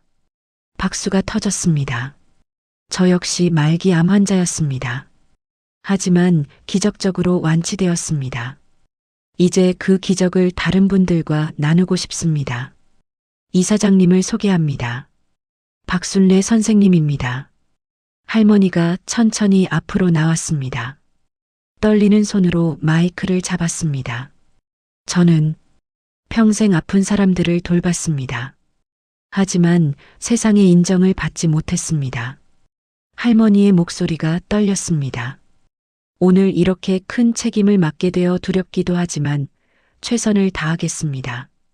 한 분이라도 더 살리는 것이 제 사명입니다. 관중들이 박수를 보냈습니다. 행사가 한창일 때였습니다.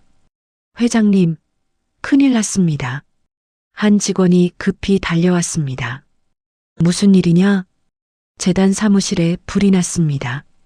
뭐? 저는 서둘러 차에 올랐습니다. 강남에 마련한 재단 사무실이었습니다. 현장에 도착하니 소방차들이 물을 뿌리고 있었습니다. 어떻게 된 거냐? 원인은 아직 모릅니다. 하지만 소방관이 말을 흐렸습니다. 하지만 뭐? 방화 가능성이 있습니다. 사무실 곳곳에서 석유 냄새가 났습니다. 제 얼굴이 굳어졌습니다. 누군가 일부러 불을 질렀다는 것입니다. 회장님, 이거 보십시오. 박성훈이 편지 한 통을 건넸습니다. 사무실 앞에 떨어져 있던 것입니다. 사기꾼들은 물러가라. 이것은 경고다. 익명의 편지였습니다. 누가 이런 짓을... 회장님, 혹시 큰 댁이나 둘째 댁에서... 아니야. 내 아들들은 아무리 화가 나도 이런 짓은 안 해. 저는 확신했습니다. 다른 누군가였습니다. 경찰에 신고했습니다. 조사가 시작될 겁니다. 집으로 돌아왔을 때 민지와 할머니가 걱정스러운 얼굴로 기다리고 있었습니다. 회장님, 다치신 데 없으세요? 괜찮아. 사무실만 좀 탔어. 누가 이런 짓을 한 거예요? 민지가 울먹였습니다. 아직 모르겠어. 하지만 우리는 포기하지 않을 거야. 그날 밤 예상치 못한 방문객이 찾아왔습니다. 아버지, 민호였습니다. 그리고 민재도 함께 있었습니다. 무슨 일이냐? 사무실 화재 소식 들었습니다. 그래서 저희가 아닙니다. 민호가 단호하게 말했습니다. 아버지께서 저희를 의심하실까봐 직접 왔습니다. 저희는 아버지와 의견이 달라도 이런 범죄는 저지르지 않습니다. 알고 있다. 그리고 민호가 잠시 망설이다가 말했습니다. 오늘 행사 영상을 봤습니다. 박순례 할머니 인사말을. 그래서 진심이 느껴졌습니다. 어쩌면 제가 잘못 생각했을지도 모르겠습니다. 민호의 고백에 저는 놀랐습니다. 민호야, 아직 완전히 이해하지는 못합니다. 하지만 아버지께서 그렇게까지 믿으시는 분들이라면 한번 제대로 알아보고 싶습니다. 고맙다, 아들아. 저는 민호의 어깨를 잡았습니다. 그리고 아버지, 죄송합니다. 제가 돈만 생각했습니다. 아버지가 살아나신 게 제일 중요한 건데, 민호의 눈에 눈물이 맺혔습니다. 괜찮아. 나도 너희를 이해한다. 평생 그렇게 가르쳤으니까. 아버지, 저도 미안합니다. 민재도 고개를 숙였습니다. 앞으로는 아버지를 믿겠습니다. 과학적으로 설명 안 되는 것도 인정하겠습니다. 고맙구나, 애들아. 그날 밤 가족이 함께 앉아 이야기를 나눴습니다. 오랜만에 진솔한 대화였습니다. 아버지, 사실 저도 두려웠습니다. 민호가 고백했습니다. 아버지를 잃을까봐. 하지만 그걸 인정하고 싶지 않았습니다. 그래서 화를 냈던 것 같습니다. 나도 알아. 너희들도 나름대로 힘들었겠지. 아버지, 재단 일 도와드리고 싶습니다. 제가 할 수 있는 일이 있으면 말씀해 주세요. 정말이냐? 네. 회사 경영도 중요하지만 아버지 일도 돕고 싶습니다. 민호의 변화에 저는 감동했습니다. 일주일 후 경찰 조사 결과가 나왔습니다. 범인을 잡았습니다. 형사가 보고했습니다. 누구냐? 이름은 김영수, 45세. 3년 전 부인을 췌장암으로 잃었습니다. 그래서 당시 박순례 씨를 찾아갔다고 합니다. 하지만 할머니께서 거절하셨답니다. 거절? 네. 이미 너무 늦은 상태라서 도울 수 없다고 하셨답니다. 하지만 김영수 씨는 그것을 배신으로 받아들였고, 그래서 복수한 거로군. 네. 회장님이 완치됐다는 소식을 듣고 분노했답니다. 왜 자기 부인은 안 살려주고 회장님은 살려줬냐고. 저는 한숨을 쉬었습니다. 그 사람 만나볼 수 있나? 네, 구치소에 있습니다. 다음 날 저는 구치소를 찾았습니다. 박순례 할머니도 함께였습니다. 왜 오셨습니까? 김영수는 적대적이었습니다. 당신 마음을 이해하고 싶어서 왔습니다. 이해? 당신 같은 부자가 뭘 이해합니까? 나도 사랑하는 사람을 잃었습니다. 15년 전 내 아내가 갔습니다. 그때 나도 세상을 원망했습니다. 왜 하필 내 아내냐고. 하지만 원망한다고 아내가 돌아오지 않더군요. 김영수의 눈에 눈물이 맺혔습니다. 할머니께서 당신 부인을 도와주지 못한 건 정말로 불가능했기 때문입니다. 거짓말 마십시오. 회장님은 살렸으면서 왜 내 아내는? 너무 늦었기 때문입니다. 박순례 할머니가 말했습니다. 당신 부인분이 저를 찾아오셨을 때 이미 의식이 없으셨습니다. 그 상태에서는 제 능력으로도 어쩔 수 없었어요. 그럼 더 일찍 알았으면 살릴 수 있었다는 겁니까? 네. 어쩌면 김영수가 울음을 터뜨렸습니다. 제가 미련했습니다. 아내가 아프다고 했을 때 바로 병원에 갔어야 했는데 돈이 없어서 미뤘습니다. 그게 후회됩니다. 당신 잘못이 아닙니다. 저는 김영수의 어깨를 잡았습니다. 나도 마찬가지였습니다. 아내가 아플 때 제대로 돌보지 못했어요. 일만 했으니까. 그것이 제일 후회됩니다. 회장님, 김영수 씨, 저는 당신을 고소하지 않겠습니다. 네. 대신 부탁이 있습니다. 출소하시면 우리 재단에서 일해주세요. 당신 같은 사람이 필요합니다. 저를. 왜요? 당신은 환자 가족의 마음을 압니다. 그 아픔을 압니다. 그게 제일 중요한 자격입니다. 김영수는 말없이 눈물을 흘렸습니다. 구치소를 나오며 할머니가 말했습니다. 회장님, 감사합니다. 무슨 말씀이세요? 용서해 주셔서요. 저도 그 일이 평생 가슴에 맺혀 있었습니다. 그분 부인을 못 살린 게 할머니 잘못이 아닙니다. 할머니는 최선을 다하셨어요. 하지만 할머니, 우리는 신이 아닙니다. 모든 사람을 살릴 수는 없어요. 다만 할 수 있는 만큼 최선을 다하는 것뿐입니다. 할머니는 고개를 끄덕였습니다. 한 달 후 재단이 정상 궤도에 올랐습니다. 첫 환자를 받았습니다. 40대 여성, 유방암 3기 환자였습니다. 안녕하세요. 이혜진이라고 합니다. 반갑습니다. 강태준입니다. 회장님 소식 듣고 희망을 가졌습니다. 저도 살 수 있을까요? 물론입니다. 우리가 최선을 다하겠습니다. 박술래 할머니와 민지가 매일 이혜진 씨를 돌봤습니다. 2달 후 이혜진 씨가 완치 판정을 받았습니다. 감사합니다.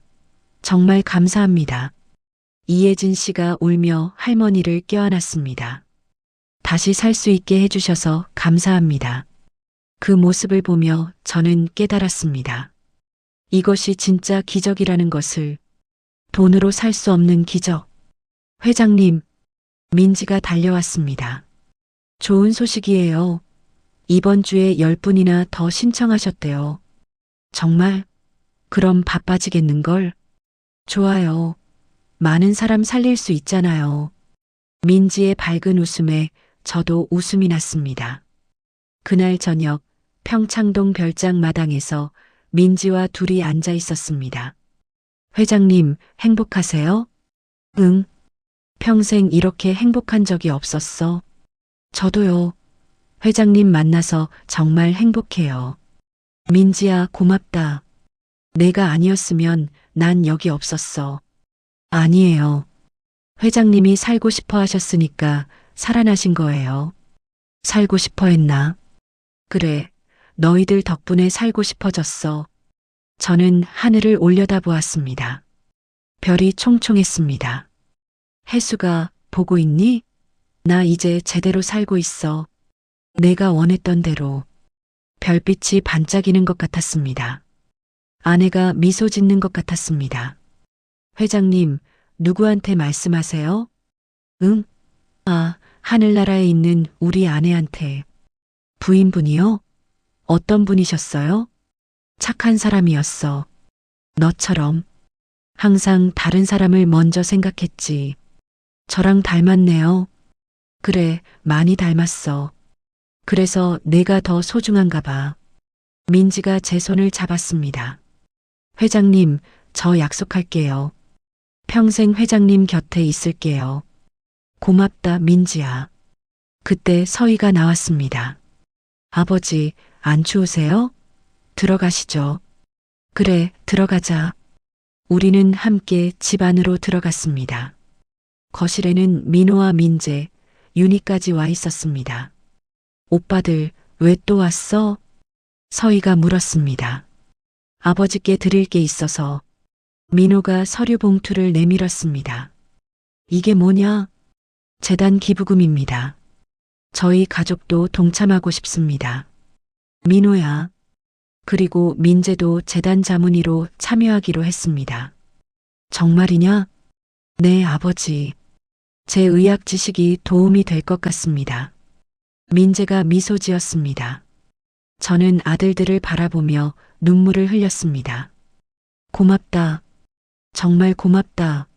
아버지, 저희가 늦었습니다. 이제라도 아버지 뜻을 이해하고 싶습니다. 가족이 모두 한자리에 모였습니다. 민지와 할머니도 함께. 이제 우리는 진짜 가족입니다. 제 말에 모두가 고개를 끄덕였습니다. 그날 밤은 참 따뜻했습니다. 1년이 흘렀습니다. 평창동 별장 마당에는 장미가 만개했습니다. 민지가 심은 꽃들이 화려하게 피어났습니다. 회장님, 오늘도 산책 가실 거예요? 민지가 뛰어왔습니다. 이제 11살이 된 소녀는 더욱 밝아졌습니다. 그래, 오늘은 어디로 갈까? 북한산 둘레길이요.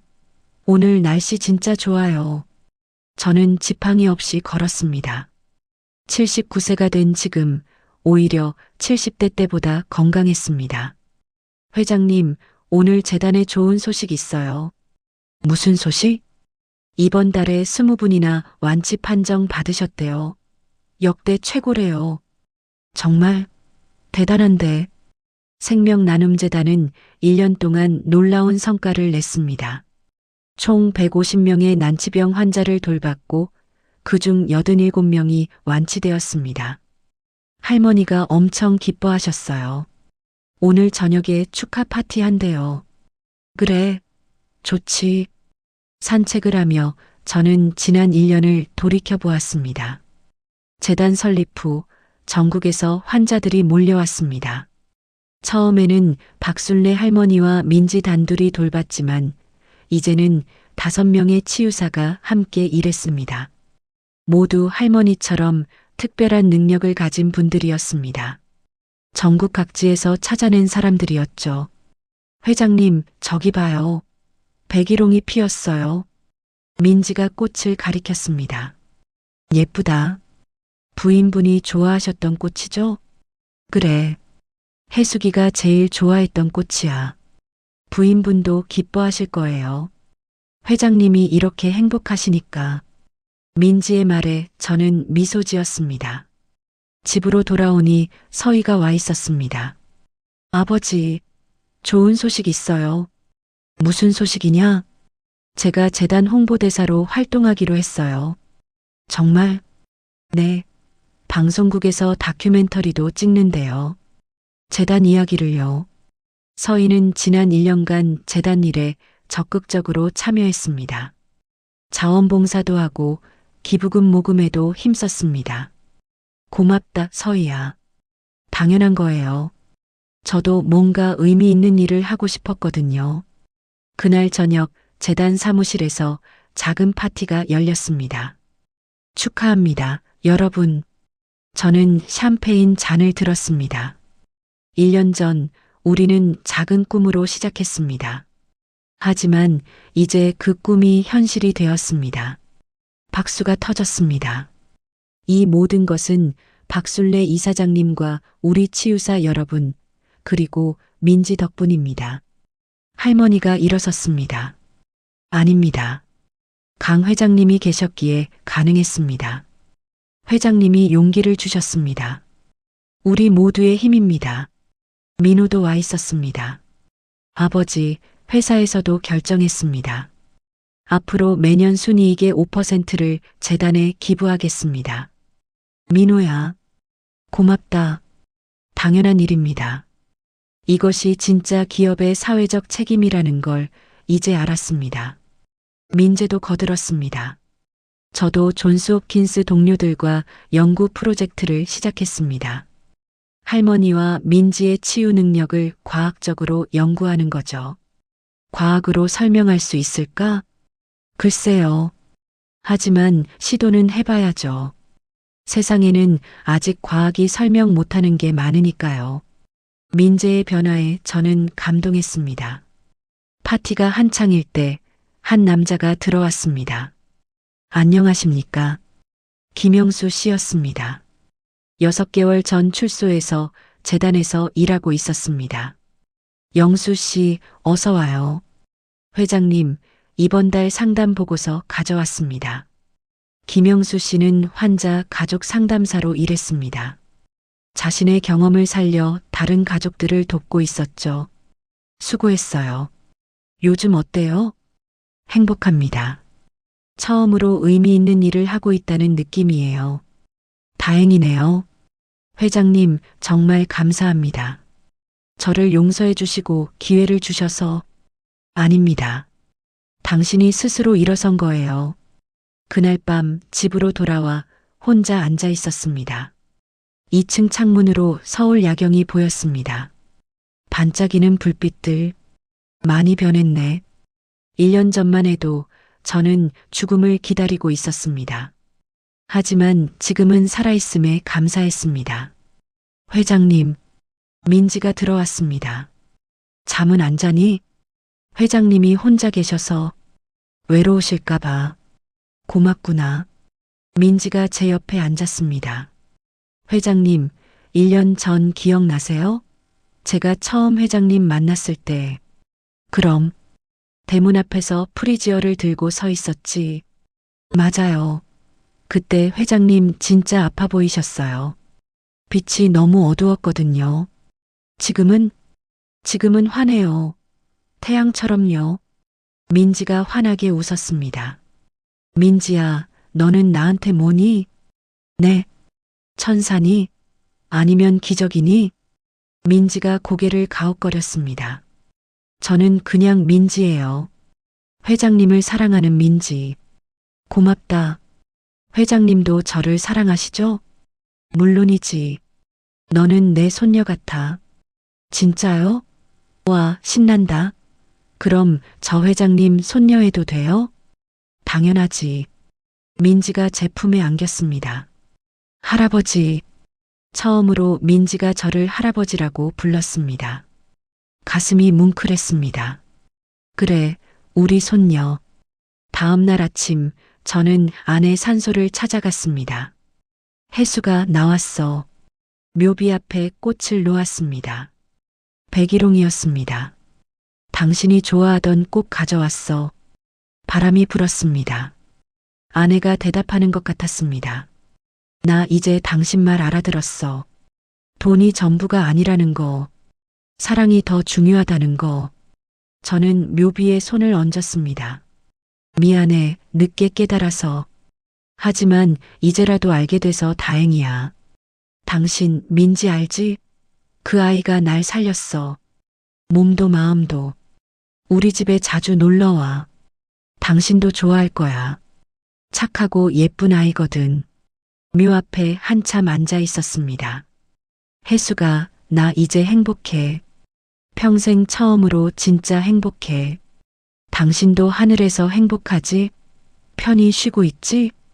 나는 당신 목까지 열심히 살게. 많은 사람 도와주면서 기다려줘. 나중에 갈 때 떳떳하게 갈 수 있게. 묘를 떠나며 뒤돌아보았습니다. 햇살이 묘비를 비추고 있었습니다. 고맙다, 혜수가. 날 기다려줘서. 일주일 후 서울대병원에서 정기 검진을 받았습니다. 회장님, 믿기지 않네요. 김 박사가 검사 결과를 보며 감탄했습니다. 어떻습니까? 79세 나이가 맞으십니까? 건강 상태가 60대 수준입니다. 정말입니까? 네. 모든 수치가 완벽합니다. 암 재발 가능성도 거의 0%에 가깝고요. 다행이네요. 회장님, 비결이 뭡니까? 제 환자 중에 이렇게 건강을 회복한 분은 처음 봅니다. 사랑입니다, 선생님. 사랑이요? 네. 사랑하는 사람들이 곁에 있으니까 살고 싶었어요. 그래서 살아난 거죠. 김 박사는 고개를 끄덕였습니다. 그것도 치료의 중요한 부분이겠네요. 병원을 나와 재단으로 향했습니다. 할아버지, 민지가 뛰어왔습니다. 이제 제게 할아버지라고 자연스럽게 불렀습니다. 오늘 새로운 환자분 오셨어요. 6살 여자아이예요. 그래, 어디 아픈데? 백혈병이래요. 할머니가 지금 보고 계세요. 치료실로 들어갔습니다. 박술래 할머니가 작은 여자아이의 손을 잡고 있었습니다. 회장님 오셨어요? 네. 아이 상태는 어떻습니까? 아직 초기예요. 충분히 나을 수 있습니다. 다행이네요. 여자아이의 엄마가 울고 있었습니다. 감사합니다. 정말 감사합니다. 저희 지은이를 살려주세요. 걱정 마세요. 최선을 다하겠습니다. 저는 엄마의 손을 잡았습니다. 1년 전 저도 죽어가고 있었습니다. 하지만 이렇게 살아났어요. 당신 딸도 분명히 나을 겁니다. 정말, 정말요? 네. 믿으세요. 그날 저녁 민지와 함께 화단을 가꾸었습니다. 할아버지, 올해는 뭐 심을까요? 내가 좋아하는 거 심어라. 저는 튤립이 좋아요. 알록달록한 거. 그래, 튤립 심자. 우리는 함께 구근을 심었습니다. 작은 손과 주름진 손이 흙을 만졌습니다. 할아버지, 저 할아버지랑 평생 함께 살 수 있죠? 당연하지. 약속이에요. 할아버지가 100살 될 때까지 제가 돌봐드릴 거예요. 100살? 그건 너무 오래 사는 거 아니냐? 아니에요. 할아버지는 120살까지 사셔야 해요. 민지의 순수한 말에 저는 웃음이 터졌습니다. 그래, 120살까지 살아볼까? 네. 약속? 민지가 새끼손가락을 내밀었습니다. 저도 새끼손가락을 걸었습니다. 약속? 해가 지고 있었습니다. 노을이 아름다웠습니다. 할아버지, 저 노을 봐요. 진짜 예쁘다. 그래, 예쁘구나. 할아버지, 행복하시죠? 응, 너무 행복해. 저도요. 할아버지 만나서 세상에서 제일 행복해요. 민지가 제 팔에 매달렸습니다. 그 순간 저는 깨달았습니다. 이것이 진짜 삶이라는 것을. 돈도 아니고 명예도 아니고 권력도 아니었습니다. 사랑하는 사람과 함께 보내는 이 순간. 이것이 진짜 삶이었습니다. 혜수가 보고 있니? 저는 하늘을 올려다보았습니다. 나 이제 알았어. 당신이 말하고 싶었던 게 뭔지. 별이 하나 반짝였습니다. 나는 이제 제대로 살 거야. 남은 인생 의미 있게 살 거야. 그리고 언젠가 당신 만나러 갈 때 떳떳하게 갈 거야. 기다려줘, 혜수가. 바람이 불어왔습니다. 따뜻한 바람이었습니다. 아내가 미소 짓는 것 같았습니다. 6개월 후, 재단 2주년 기념식이 열렸습니다. 여러분, 감사합니다. 저는 무대에 섰습니다. 2년 전 저는 죽음을 기다리고 있었습니다. 하지만 기적이 일어났습니다. 청중들이 조용히 들었습니다. 그 기적은 의학이 아니었습니다. 돈도 아니었습니다. 바로 사랑이었습니다. 박수가 터졌습니다. 사랑하는 사람들이 제게 삶의 이유를 줬습니다. 그래서 저는 살아났습니다. 이제 저는 그 사랑을 나누고 싶습니다. 더 많은 사람과. 우리 재단은 지난 2년간 300명의 환자를 돌봤습니다. 그중 180명이 완치되었습니다. 환호가 터졌습니다. 하지만 우리는 멈추지 않을 겁니다. 한 명이라도 더 살리겠습니다. 기립박수가 쏟아졌습니다. 행사가 끝난 후 가족들이 모였습니다. 아버지, 축하드립니다. 민호가 꽃다발을 건넸습니다. 고맙다, 아들. 아버지 덕분에 제 인생도 바뀌었습니다. 이제는 일만 하지 않아요. 가족과 함께하는 시간도 늘렸고요. 잘했어. 그리고 아버지, 사랑합니다. 민호가 처음으로 사랑한다고 말했습니다. 나도 사랑한다, 아들아. 저는 민호를 껴안았습니다. 민재도 다가왔습니다. 아버지, 연구 결과가 나왔습니다. 어떻게 됐니? 할머니와 민지의 능력을 일부 과학적으로 설명할 수 있게 됐습니다. 논문으로 발표할 예정입니다. 대단하구나. 하지만 여전히 설명 못하는 부분이 많습니다. 어쩌면 영원히 설명 못할지도 모르죠. 그래도 괜찮아. 모든 걸 다 알 필요는 없으니까. 서희가 달려왔습니다. 아버지, 다큐멘터리 방송 날짜 잡혔어요. 다음 달 15일이래요. 정말 잘 됐네. 많은 사람들이 우리 이야기를 볼 거예요. 그리고 희망을 얻을 거예요. 가족들과 함께 사진을 찍었습니다. 민호, 민재, 서희, 그리고 박순례 할머니와 민지까지. 자, 다 같이 웃어요. 하나, 둘, 셋. 플래시가 터졌습니다. 그날 밤 집으로 돌아와 그 사진을 보았습니다. 모두가 행복하게 웃고 있었습니다. 이것이 진짜 가족이구나. 저는 사진을 액자에 넣어 거실에 걸었습니다. 아내 사진 옆에 혜수가 우리 가족 봐. 이제 진짜 가족이 됐어. 그날 밤 저는 깊은 잠에 빠졌습니다. 꿈속에서 아내를 만났습니다. 젊은 시절의 모습이었습니다. 여보, 잘했어요. 정말 잘했어요. 혜수가, 이제 행복하죠? 응, 너무 행복해. 그럼 됐어요. 계속 그렇게 사세요. 언제 다시 만날 수 있을까? 아직 멀었어요. 당신은 할 일이 많으니까. 그래. 더 많은 사람을 도와야지. 사랑해요, 여보. 나도 사랑해. 아내가 미소 지으며 사라졌습니다. 현재, 오늘도 아침 햇살이 밝습니다. 할아버지, 일어나세요. 민지가 방문을 두드립니다.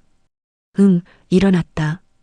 저는 침대에서 일어나 창문을 엽니다. 마당에 튤립이 만발했습니다. 80세가 된 지금 저는 여전히 건강합니다. 할아버지, 오늘 재단에 특별한 손님 오신대요. 누구? 비밀이에요. 나중에 가서 보세요. 민지는 비밀스럽게 웃습니다. 재단으로 가는 길, 저는 창밖을 바라봅니다. 서울거리가 활기차 보입니다. 살아있다는 것은 축복이구나. 재단에 도착하니 많은 사람들이 기다리고 있었습니다. 회장님, 환자들이 박수를 칩니다. 여러분, 무슨 일입니까? 감사 인사드리러 왔습니다. 완치된 환자들이 모두 모였습니다. 회장님 덕분에 저희가 살았습니다. 정말 감사합니다. 저는 눈물을 흘렸습니다. 아닙니다. 여러분이 포기하지 않았기 때문입니다. 회장님 건강하세요. 오래오래 사세요. 감사합니다. 그날 저녁 민지와 함께 마당에 앉았습니다. 할아버지, 오늘 기분 어때요? 세상에서 제일 행복해. 저도요. 민지가 제 어깨에 기댑니다. 할아버지, 제가 할아버지 만난 게 운명이었을까요? 그럼, 분명히 운명이야. 저도 그렇게 생각해요. 할아버지를 살리려고 제가 태어난 것 같아요. 고맙다, 민지야. 내가 없었으면 난 여기 없었어. 할아버지도 저한테 삶의 의미를 주셨어요. 저도 고마워요. 하늘에 별이 떴습니다. 할아버지, 저 별 봐요. 제일 밝은 별이 부인분일 것 같아요. 그럴지도 모르지. 부인분도 행복하실 거예요. 할아버지가 이렇게 웃고 계시니까 저는 하늘을 올려다봅니다. 가장 밝은 별이 반짝입니다. 혜수가 고마워. 민지를 보내줘서. 바람이 붑니다. 따뜻하고 부드러운 바람. 아내의 축복 같습니다. 민지야. 네, 할아버지. 할아버지가 세상에서 제일 행복한 사람이야. 왜요? 너 같은 손녀가 있으니까. 저도 세상에서 제일 행복해요. 할아버지 같은 할아버지가 있으니까. 우리는 함께 웃습니다. 별빛 아래서. 강태준, 80세. 한때 대한그룹 회장. 지금은 생명나눔재단 설립자. 그리고 무엇보다 사랑하는 손녀를 둔 할아버지. 진짜 삶을 사는 사람. 여러분, 회장님의 기적 이야기 어떠셨나요? 강태준 회장은 78세에 인생의 진짜 의미를 깨달았습니다. 돈과 권력이 아닌 사랑과 관계가 우리를 살린다는 것을요. 늦었다고 생각하지 마세요. 지금이 바로 새로운 시작입니다. 오늘 이 이야기가 여러분께 작은 희망이 되었기를 바랍니다. 좋아요와 구독은 저에게 큰 힘이 됩니다. 다음 이야기도 기대해 주세요. 감사합니다.